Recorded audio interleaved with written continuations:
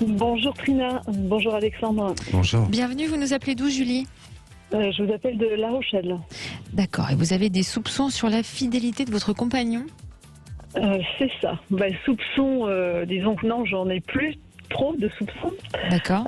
Après, bon, l'histoire, c'est que... alors, je vais commencer par le fait que la semaine dernière, il devait rentrer du boulot vers 19h30, 20h. Du coup, il m'envoie un message en me disant qu'il traîne un peu. Et 2 heures plus tard, il me dit écoute, je passe boire l'apéro chez un de nos amis en commun. J'avais un peu déjà des doutes quand il m'a raconté ça. Donc ça devait être jeudi soir dernier. D'accord. Et le samedi matin, en fait, en faisant les lessives et tout, je prends les pantalons et je retrouve une petite culotte dans la poche du pantalon de mon homme. D'accord. Voilà. Donc là, je me suis dit, ok, déjà j'avais des doutes que jeudi soit réellement à l'apéro chez notre ami en commun. Et aujourd'hui, je sais effectivement qu'il m'a menti, ce qu'il me l'a avoué, qu'il n'était pas du coup chez cet ami. D'accord. Mais chez une collègue de boulot avec qui effectivement ils ont joué un peu à un jeu tous les deux à se charmer, se séduire. Et donc il a fini quand même la soirée chez elle. Ouf, je lui ai donc montré cette petite culotte que j'ai trouvée. Donc là je me suis dit c'est bon, là il n'y a plus de doute. Il n'y a plus de doute, mais en fait il le nie en bloc et il ne sait pas du tout qu'est-ce que cette culotte faisait dans sa poche. D'accord. Et elle, pareil, de son côté. Malgré, alors, il nie ça malgré le fait qu'il ait quand même avoué qu'il a passé la soirée finalement avec elle et pas avec ses collègues comme il vous l'avait dit. Voilà, c'est ça. Donc c'est là, du coup, je suis vraiment sceptique sur tout ça, même s'il me dit qu'il y a eu qu'un jeu de séduction et qu'il n'y a rien de plus intimement. Mais bon, il y a cette histoire de culotte qui ne sort de je ne sais où, enfin de chez elle en tout cas, c'est sûr. Mais comment elle est arrivée là, personne ne peut l'expliquer. Est-ce que donc vous avez contacté cette collègue en question? Oui. Comment et donc elle nie effectivement, elle me dit quoi, c'est quoi cette histoire, qu'est-ce qu'elle faisait ici quoi, enfin bref. Et lui pareil quoi. Donc lui pense qu'elle l'a piégé et elle dit que lui ment. Donc c'est voilà, ils avaient, je pense, aussi un peu bu. Donc, soit ils ont perdu la mémoire, on ne sait rien, mais... Qu'est-ce qu'il vous dit? Il veut vraiment pas m'avouer. Qu'est-ce qu'il vous dit comme jeu de séduction? Comment il explique cette culotte? Il vous parle d'un jeu de séduction, mais c'est-à-dire un jeu de séduction? Forcément qu'il y a eu un rapprochement. Mais comment il l'explique, lui? Ce jeu de séduction. Ce rapprochement, oui. En fait, a priori, ça a dû le flatter de pouvoir voir qu'il pouvait encore séduire, enfin plaire à ce que on a 10 ans d'écart, enfin une trentaine d'années, et on a 40. Et moi je suis un petit peu plus âgée quoi. Donc je pense que le fait, ça a dû l'émoustiller de se dire qu'il pouvait encore plaire à des petites jeunes. Voilà. Il m'a dit que de toute façon, tout était. Ils ont discuté ensemble et ils ne se parlent plus hormis. Dans le contexte travail, bonjour, au revoir et c'est tout. Mais bon. Comment ça se passait dans votre couple avant cette découverte? Très bien. Très bien. Voilà, vous n'aviez pas cette fameuse intuition féminine parfois qu'on peut avoir? Non, même pas. Cette intuition, je l'ai sentie cette semaine-là, où justement. Et c'est là où j'ai été. Jamais je fais ses poches de pantalon, jamais. C'est toujours lui qui s'occupe de ranger ses pantalons ou faire. Et là, je ne sais pas pourquoi, mais voilà. J'étais attirée de. Il a fallu que je fasse ça.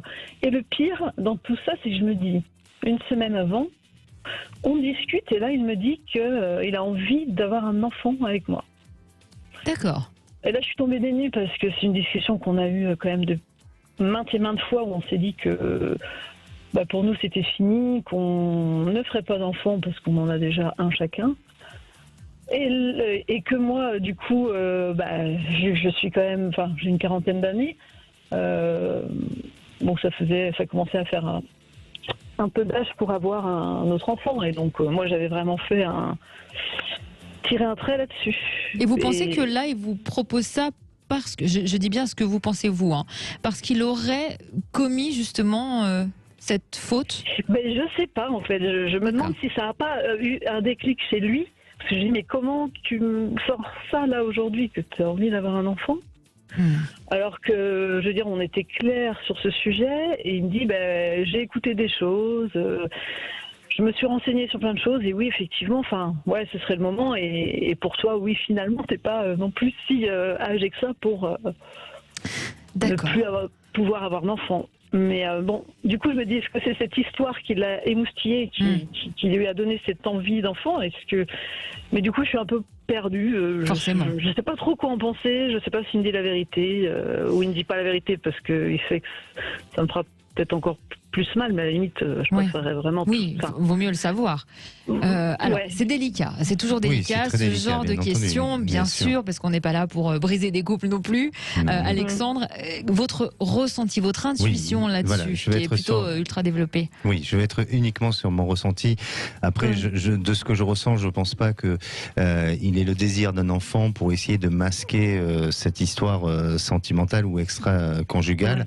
Donc, je comprends qu'après, vous pouvez imaginer tout scénario et toute possibilité, mais je crois que c'est vraiment une chose qui est à classer et à sortir de la situation dans laquelle vous vous êtes retrouvé avec cette histoire de vêtements et de sous-vêtements. Voilà. Je pense un peu comme vous. Ensuite, sincèrement, pour moi, il y a les deux. Il y a les deux dans le sens où il s'est fait piéger, il s'est fait prendre à son propre jeu, parce que je ne crois pas aussi l'intérêt de ce qui ressort, qui reviennent avec une culotte à la maison dans le but de se faire attraper, vous voyez. Donc au pire des cas, il aurait pu la jeter ailleurs et tout ça. Donc, après, elle a bien précisé qu'elle n'avait jamais fait ses poches de pantalon, que c'est lui qui faisait les machines. En tous les cas, moi, de ce que je perçois, après je suis pas à la place de votre compagnon, mais en tous les cas, de ce que je perçois, je crois que lui-même ne savait pas qu'il avait la présence de ce sous-vêtement dans son pantalon. Ensuite, il a été peut-être dans une séduction, il a peut-être été attiré par cette personne. Et moi, je sens qu'à un moment donné, si vous voulez, il y avait un jeu qui était sûrement un peu malsain dans cette relation et dans cette histoire-là. Et elle l'a amené peut-être à vouloir aller plus loin. Et lui n'a pas forcément voulu d'aller jusqu'au bout des choses. Et c'est peut-être pour ça aussi qu'il s'est fait un peu piéger. Donc, pour moi, aujourd'hui, et ce qui est le plus important, c'est de voir un petit peu s'il y a encore une histoire ensemble. Je ne la vois pas. C'est-à-dire qu'il y a une réelle coupure dans la relation. Je crois que cette histoire lui a servi de leçon et je ne le sens pas vouloir essayer de renouer un contact. Au contraire, je crois vraiment qu'il lui en veut. Je crois aussi que vis-à-vis de vous, il a une intention de vouloir perdurer, en tous les cas que cette histoire dure dans le temps, donc d'essayer de reconstruire quelque chose. Et puis aussi, je dirais, cette situation-là va vous permettre aussi à tous les deux de vous poser aussi les bonnes questions, autant pour vous que pour lui. Et pour moi, bien sûr qu'il a du mal à avouer, mais je crois aussi que, et de ce que je perçois surtout, qu'il était dans un jeu de séduction et donc il s'est laissé séduire et il a été un peu dans la séduction. Mais je ne vois pas de relation extra-conjugale pour autant. Même s'il y a infidélité, parce que serait-ce que pas. Au final, oui, parce que la pensée reste parfois la pensée. Certaines pensées sont aussi des pensées infidèles, donc il y a une forme d'infidélité. Mais soyez rassurés de ce que je perçois, c'est que cet homme a envie vraiment de se projeter avec vous. L'histoire de l'enfant n'a aucun lien avec cette histoire-là de tromperie ou en tous les cas de relations extra-conjugales. Et aujourd'hui, pour moi, il essaiera pas de se racheter une conduite, mais de faire en sorte d'être vigilant, de faire attention et d'éviter toute erreur. Donc, je sens de la continuité dans votre couple. D'accord. Bon, c'est un peu ce que je ressens quand même, parce que malgré toutes ces histoires, j'ai vraiment envie de... squeezer ça et pas envie de mettre en l'air mon histoire, quoi. Ça, c'est clair et net. Donc, non, voilà. Après, si vous me pardonnez, et excusez-moi, mais il faut que votre histoire puisse mûrir. Donc, elle manque un petit peu de maturité. Attention, c'est pas insultant, c'est pas du tout méchant, ce que je veux dire, dans le sens où il faut que vous alliez vers des projets. Et c'est en construisant des projets ensemble que vous allez pouvoir faire mûrir et que cette histoire, justement, va aller vers sa bonne maturité. Donc, n'hésitez pas à projeter l'avenir ensemble. Merci en tout cas, Julie. On espère que ça vous a aiguillé un peu. Oui, merci beaucoup en tout cas, et très contente d'être passée à l'émission. Merci. C'est vrai que j'avais déjà essayé d'autres fois auparavant, et j'adore effectivement les propos, l'analyse d'Alexandre, qui est quand même, je trouve, toujours assez juste. C'est vrai, je confirme. Merci Julie. Donc, merci à vous. À bientôt. Bonne journée.